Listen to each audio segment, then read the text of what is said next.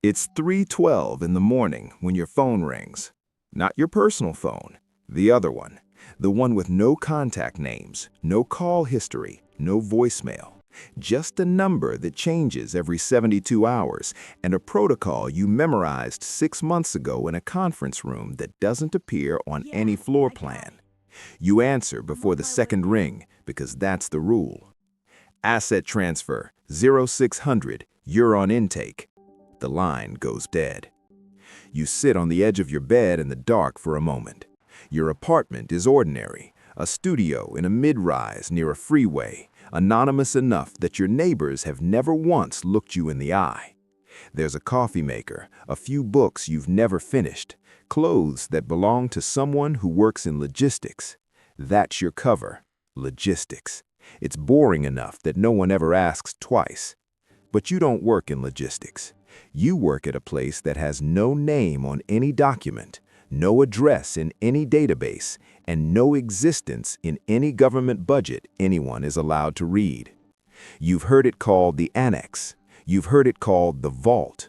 The man who processed your clearance just called it the facility and handed you a laminated badge with no name on it, only a color and a number. Gray 7. Gray 7. That's who you are now. The first time you arrived, you didn't know what you were arriving at. The drive took 2 hours. You sat in the back of a black SUV with windows tinted dark enough to block landmarks. The driver didn't speak. When you stopped, you were in what looked like a utility substation, a gravel lot, chain-link fence, a corrugated metal building the size of a barn. It didn't look like anything. That was the point. The elevator went down. 4 floors, maybe 5. You counted seconds and lost track when the car vibrated, something industrial passing close, pipes or ventilation, you couldn't tell. When the doors opened, the facility was already humming, fluorescent white, long corridors, sealed doors every 30 feet, staff moving quietly, eyes down, lanyards turned so the badges faced inward. No one made eye contact with you that first day. You aren't sure if that was policy or something else, something instinctive, the way animals learn not to look at each other in confined spaces. Your supervisor, a woman you only ever called Wren, handed you a 1-page document and told you not to read it past the first paragraph.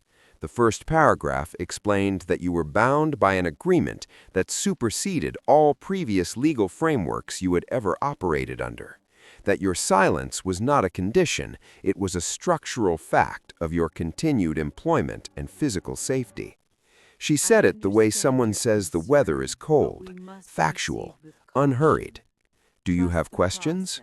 You had about 40. You said no.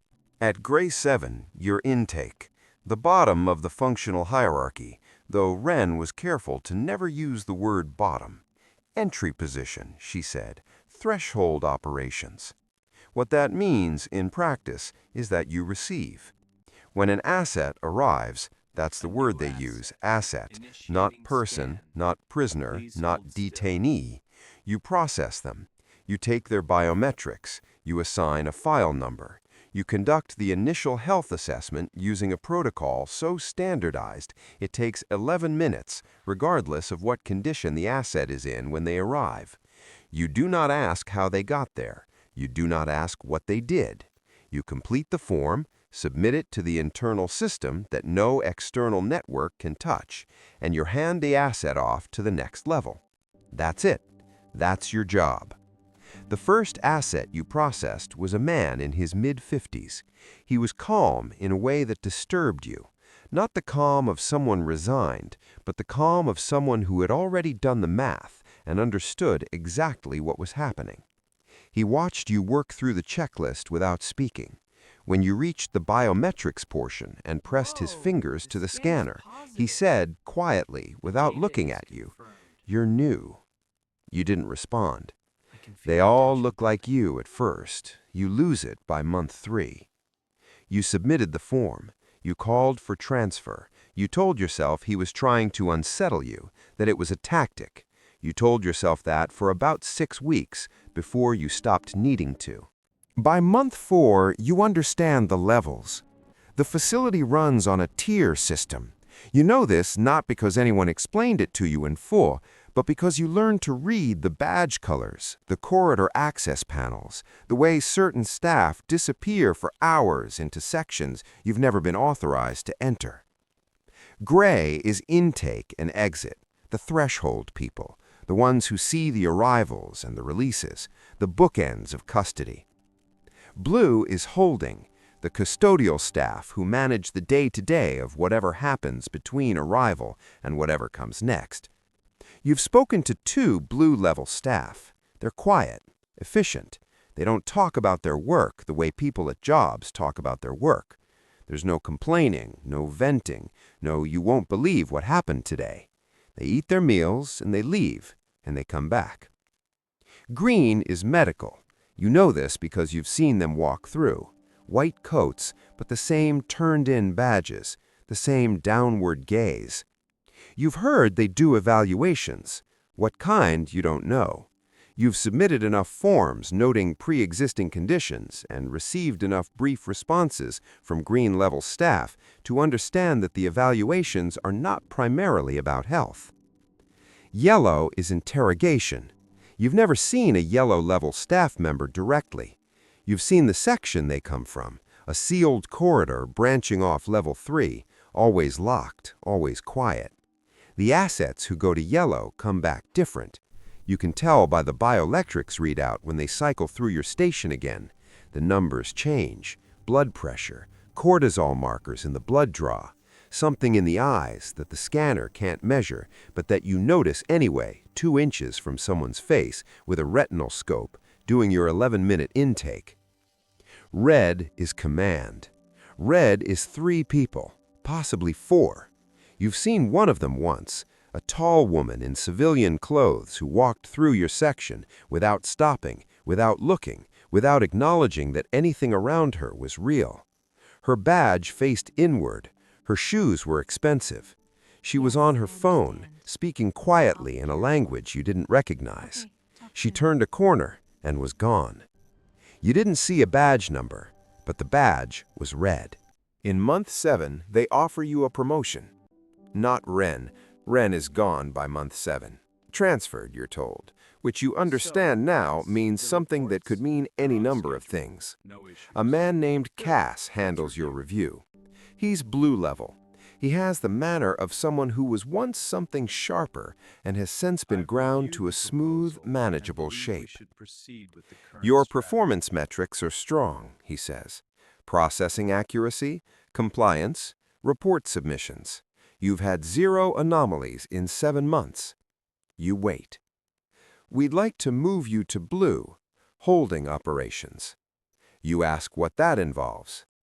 He explains it to you the way your manual explains things, in functional language, passive voice, no subject who acts and no object that suffers. You would monitor, you would maintain, you would document.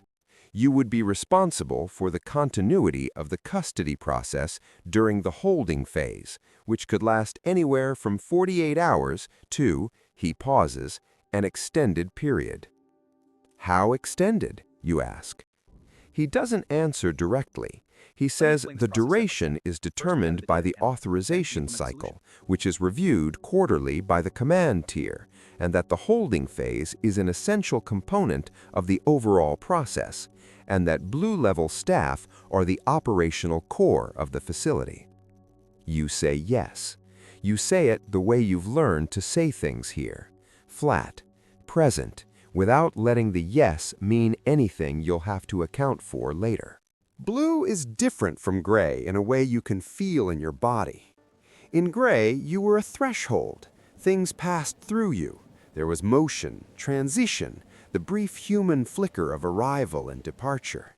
In blue, nothing moves. The assets are in their cells, rooms, Cass corrected you once, they're called rooms, and they are there, and you are in the corridor, and the hours pass. You conduct the scheduled checks, you submit the scheduled reports, you respond to medical requests by contacting Green and logging the interaction. You do not speak to the assets beyond what the protocol requires, but you hear them. Not all of them. Some of the rooms are completely silent. You've learned not to think too hard about what kind of person goes completely silent in a place like this. But others talk. Not to you, they know better, or they've given up on trying. They talk to themselves. They pace. They count things. You can hear the rhythm of it, the way a person makes meaning out of repetition when there's nothing else to hold on to.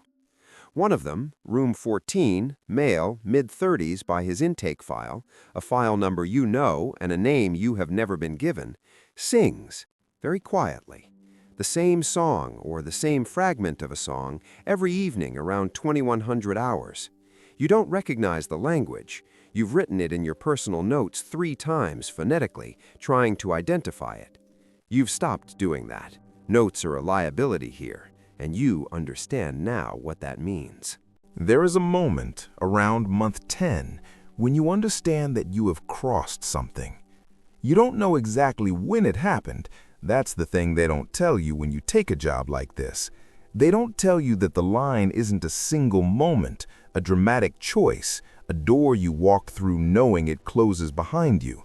The line is a process, a series of small adjustments, each one so reasonable in context that you make it without considering the cumulative weight. You processed your first asset, and it was strange and uncomfortable, and you told yourself it was temporary. You processed your 50th asset, and it took 9 minutes. You moved to blue and told yourself it was a lateral transfer, a functional upgrade, a better vantage point. You stood in a corridor at 2 a.m. and listened to a man sing a song you'll never identify, and you filed your report and went to the staff room and ate a sandwich, and that was that. There's a word for what's happened to you, but you don't use it. You use the language of the facility instead: efficient, compliant, metric positive. You are gray 7 no longer. You are blue 14 now. You got a raise. The badge is heavier than the old one. You tell yourself it's the material. In month 14, something happens that isn't supposed to. An asset in room 9, a woman, late 20s, designated by a file number you know by heart because her case has required more documentation than any other since your time in blue began, asks you a question during a routine check that falls outside the protocol. Do you know what I'm accused of? The answer is no. You genuinely do not know. You have never known for any of them. The intake files contain no charges. There are no charges. There is only a file number and an authorization code and a duration, and the duration is listed as pending review. You don't answer her. You stand in the doorway and complete your visual check and mark the box on your tablet and begin to step back. I didn't think so, she says. You close the door. You stand in the corridor for 37 seconds. You know because you're standing next to a wall clock, the only clock in this section, which you've stared at more times than you can count. You stand there and you feel something happening in your chest that you don't have the language for anymore. The facility has gradually replaced your language with its own, but whatever this is, it's in a dialect you still recognize. You put it somewhere. You find the compartment. You've built several over 14 months, the way you build infrastructure, brick by brick, utility by utility, and you put it there, and you walk back to the station, and you submit your report. Compliant, metric positive. The promotion to green isn't offered to you. You're told. A man you've never seen before, red level, you realize immediately because of the way the corridor empties when he arrives, the way the air pressure seems to change, sits across from you in a room you didn't know existed behind a door you'd always assumed was mechanical. He tells you that your file has been reviewed at the command tier. He tells you that your performance across both gray and blue has been exceptional, which is the word he uses, exceptional. And it sounds wrong coming from him too warm for whatever he is. He tells you that green requires a particular kind of staff, People who are capable of compartmentalization at a clinical level. People who have demonstrated an ability to remain operational in high-stress environments without requiring external processing or support. He looks at you like he's reading something off you that you can't see. "That's you," he says. He doesn't ask. He doesn't wait for an answer. He slides a new badge across the table. Green, a different number. He stands. He straightens his jacket. "Transition begins Monday," he says. "You'll be briefed on site." He leaves. You sit in the room for a long time. The badge is on the table in front of you. You look at it. You think about room 14 and the song you couldn't identify. You think about the woman in room 9 and the thing in your chest you put somewhere. You think about the man on your first day who said you lose it by month 3.